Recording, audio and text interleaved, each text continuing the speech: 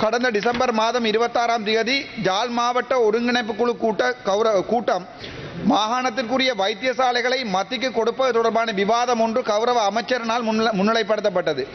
இதன்போது கௌரவ பாராளுமன்ற உறுப்பினர் கஜேந்திரகுமார் பொன்னம்பலம் அவர்கள் உரையாற்றி கொண்டிருந்த போது அது தொடர்பான கருத்து ஒன்றினை நான் சொல்ல முனைகையில் கௌரவ பாராளுமன்ற உறுப்பினரும் சிறப்புரிமை ஒழுக்காட்டு சபையின் உறுப்பினருமாகிய கௌரவ கஜேந்திரகுமார் அவர்கள் ஒருமையில் விழித்து மிக கேவலமாகவும் பொதுமக்களால் கேட்க முடியாததுமான வார்த்தை பிரயோகங்களை எனது புற்றுநோயால் இறந்த தாய் தொடர்பாக ஆங்கிலத்திலும் தமிழிலும் செய்திருந்தார்.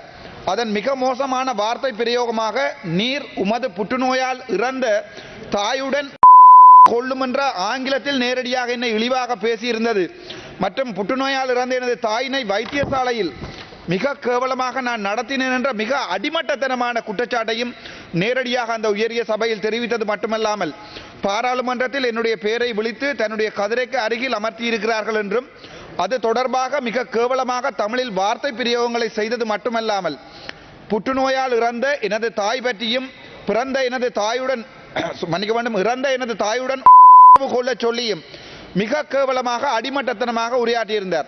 இந்த இழிவான வார்த்தை பிரயோகங்கள் சாதாரணமான அடித்தட்டு மக்களால் கூட ஒரு சபை முன்னர் பிரயோகிக்கப்பட முடியாததாகும். ஆகையால் கௌரவ சபாநாயகர் அவர்களே, ஒரு பாராளுமன்ற ஒழுக்காட்டு சபையில் தொடர்ந்து பதவி வகிக்க மேற்படி நபருக்கு இருக்கும் தகுதிகள் தொடர்பாக மிக ஆழமான ஐயப்பாடுகள் ஏற்படுகிறது.